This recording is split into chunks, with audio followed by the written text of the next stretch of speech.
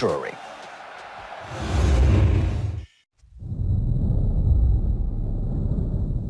Liverpool's extraordinary form, their extraordinary form at Anfield continues. And something else happened yesterday. For the first time this season, the crowd was singing, "We're going to win the league." Because, you know, I've got Liverpool friends and I say, "Oh, you've won the league." They walk out of my house because they don't want to talk about it. They think they're tempting fate. But they're 16 points clear. Now, maybe it's because they were playing Man United and they wanted to sing it to their fans. But yeah, there's an element to both. You know, yeah. they want United to know that they're top of the tree, and rightly so. They're the best team in the country at the moment. They are going to win the league. Yes. My wife's a Scouser, she doesn't even believe it. But I believe that they believe really that they've done it. But they know on deep They down. know that they don't want to say it. But I just think it's just... I like the professionalism of Liverpool. I like the way he is. I like the way he's drilled to he's drilled players. Do not say anything about winning the league. Next game, next game, next game. And they are. Yesterday, Man United played okay. Man United played okay. But it was just that little bit of sprinkling of quality in the organisation of Liverpool that Man United had no answer to. How good do you think this Liverpool team are? As Dion said, they're the best team in the country by a country mile. Arguably last season as well, you know, the season they had not to actually win the league, progressed on again and look like they're going to win the league comfortably. But I think obviously Jurgen Klopp's sort of philosophy and the way he is, his calmness has rubbed off on the players. I don't think you'll hear a Liverpool player mention them winning the league till they've actually done it, which is credit to Jurgen Klopp. So Van Dijk gets the first goal. Talk us, well, you can talk us through both sides of this goal. A centre-half heading it in, but also defensively what Manchester United could have done better. Yeah, it's obviously Van Dijk is, you know, he's so strong in the air. I think as a team, Man United need to get closer. They've obviously got the two players that are sort of there to block him, and neither of them really do anything. They give him the run, and as soon as you let Van Dijk, you know, a player of his quality... So is that, you're saying Williams and who's the other who should block, do you think? I think Williams needs to do more, maybe get his arms around him, obviously not foul him, but sort of make it harder for him to get to the ball. And unfortunately, Man United didn't do anything. And like I said, the quality of Van Dijk and how good he is in the air, you know, it's a free chance for him. I think sometimes, and I don't think Man United have it, and this is one of their problems, they don't have a player within the defensive unit to say, right, Gaffer, I'm not sure that's a good way to mark this.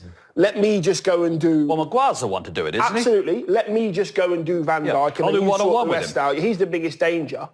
And I think Van Dijk said it in his interviews afterwards, I normally get marked by the best defender, which makes sense. If you give anybody a run-up that's got any quality at all, you've got no chance. It looks like there wasn't too much communication either. Like you say, you like to see Harry Maguire. Job, shouldn't it? Maguire, the captain and an England international, should be able to say, I'm taking their best header of the ball from a corner. Yeah, like you say, it comes down to communication. Yeah. You know Van Dijk's their best header. You'd like to think that when we were playing that our best header would go and mark Van Dijk, but for some reason they've tried to do it differently and obviously it hasn't worked. The strange thing is, before we came on air today, Chris is saying, did you play against each other? He marked me and I marked him from corners. That's what it was like. Yeah, exactly. Best defender and I was the one that scored the goal. So you have the staff before the game would say, right, James, you're marking Dion today. He's their best header, you're our best header. Exactly, yes. Who won? Move on.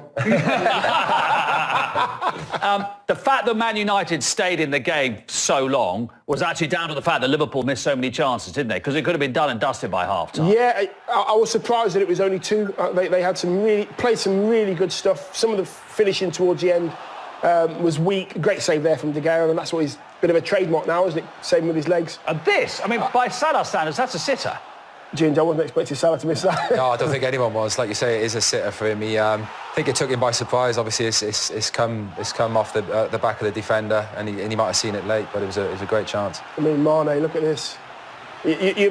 You're half expecting players like Mane and Salah now to score all the time because they normally do, but they scored when they needed to score, and they got the job done. And let's have a look at the second goal, because it's a great bit of goalkeeping by Alisson Becker. But keep an eye on Van Dijk as well in this. OK, so the ball goes to Becker. You'll see it, Alisson Becker, you'll see it better in the second clip. And he hits that with some cut spin, doesn't he? You know what, to strike a ball like that, and as players, we'd do it when you're fetching the balls in after training. Now look at Van Dijk there. Look what Van Dijk. Whoa, calm down. No, he wants. I want an assist. Well, he's on his own. The keeper's out of his box. Yeah. And who else would you want on this, on a one-on-one, is Mo Salah. I mean, Daniel James is trying to get back to him. Look at him. He don't care about who scored it. He's saying to himself, I've got an assist. I mean, the chance, I've got an assist. showed just how strong Salah was there, because Daniel James is quick. Yeah, keeps up with him. I've obviously seen him playing for Wales as well. He's probably one of the quickest players in the Premier League, but it's credit to Salah. You know, the way he's clever. He's used his body well. Made sure Daniel James has stayed the wrong side of him, and like you say, it's such a cool finish under pressure. And sorry, judging by that picture we can just see there, he's not having a kebab on a Saturday night. He's not. Yeah. He is not. Yeah, and I've just nicked that off James, because he said it earlier. It's a great line. He is looking after himself. Right, VAR. This was really interesting with the Firmino disallowed goal and Craig Pawson's role in this and other similar ones this season. Absolutely, Mark. My phone went into overdrive yesterday when this incident occurred. And you know what? This is so preventable. It really is, because I think if the referee just gives the foul for jumping into the goalkeeper, which he did, you can actually see there now. So is that a foul? Yeah, that's a foul. So if the referee blows the whistle, the goalkeeper puts the ball down, takes the free kick, and we're away. Unfortunately, he doesn't give a foul, and the ball comes out. It's still the same phase of play, and you'll actually see Liverpool score a goal, and then of course it becomes very, very untidy. Looks like he's about to blow. I thought that at the time, but I wasn't sure. He's thought about it. Maybe he's given himself a little bit of thinking time, doesn't think it's a foul. But in my opinion, it was a foul. Then it deteriorated, become really untidy with the Man United players. Do you think it was a foul? I think it's a genuine attempt to win the ball. Clearly he's jumped into the goalkeeper, but I think the goalkeeper's dropped it. Obviously he's under pressure, but for me as a player, as a centre-half, I don't think that's a foul myself. Agreed. I don't think it's a foul either. I think he's got his eyes on the ball. But he's jumped into the goalkeeper and not the goalkeeper. Yeah, but it's a contact sport. You cannot try to head the ball if the keeper's trying to catch the ball. You can't not... There's got to be contact somewhere. Yeah. It's a game of football. Okay, is it clear and obvious error? Well, that is the big talking. Yeah, that's what I'm talking about. Because you might blow the whistle at the time and give a free kick, but having not blown the whistle and the goal being scored, is that really a clear and obvious error? Well, then the VAR has got to look at it and decide whether it is a clear and obvious error. And if I'm being brutally honest with you, I don't think it is a clear and obvious error, because you're looking at it several times, you're breaking it down, then we start to forensically examine it, and I'm just thinking it's probably not a clear and obvious error, but it could have all been. Well, the fact that neither Dion nor James think it's a foul means it's a little straw poll. It can't be a clear and obvious error. They used to play in boxing gloves. That's the way he played, though. Yeah. But you know what as well, and I hate saying back when I played and JC started his career, is that I'd very reluctantly go for that when I played. As a striker, as a player, because I would expect Peter Schmeichel, David James, David Seaman to absolutely clatter me and really make sure that I knew, don't come and challenge in here, mate. This is my area. This is in my exclusion zone. And we know that keepers get protected. We know that, and rightly so, because there's been some really bad ones. But that's nothing. It's a little bit of content. Okay, there are a few to show you from this season. This is right at the beginning of the season. You can see the sunshine at Carrow Road and Olivier Giroud challenging Tim Krul at Carrow Road. And this is given, Chris, as a foul. Yeah, I think this was the first overturn of the season, I'm not mistaken. You'll see Tim Krul jumping and he catches the ball, and Olivier Giroud sort of heads it and the ball goes into the net and goal scored.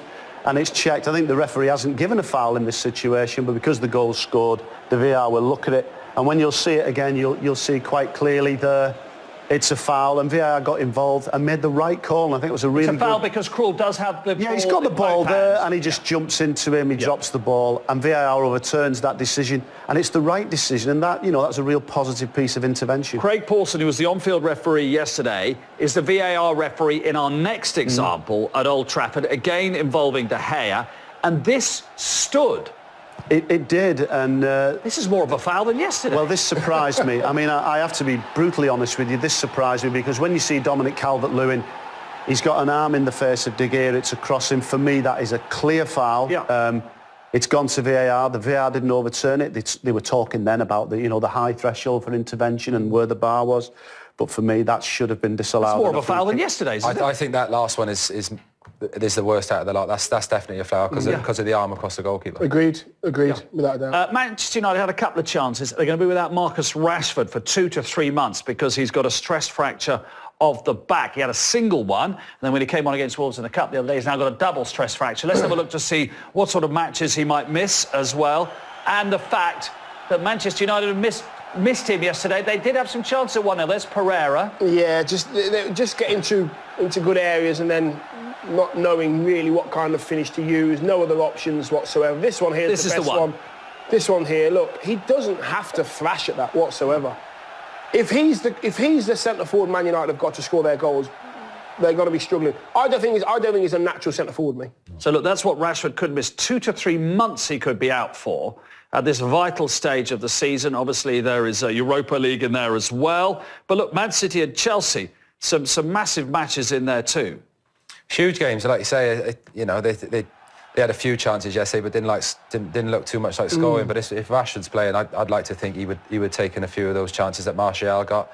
But yeah, he's a huge player for him. You've got to question, why he played in the first place with a fracture in his back already to That's go on. Extraordinary, isn't it? Yeah, it is, and it is, and I can only think that maybe Marcus has said, "I feel great," and not really knowing that he just wants to play. Yeah. The sad thing is now he's one of Man United's seniors, one of Man United's stalwarts that has to produce the goods for Man United to do well, and now he's out. Yeah.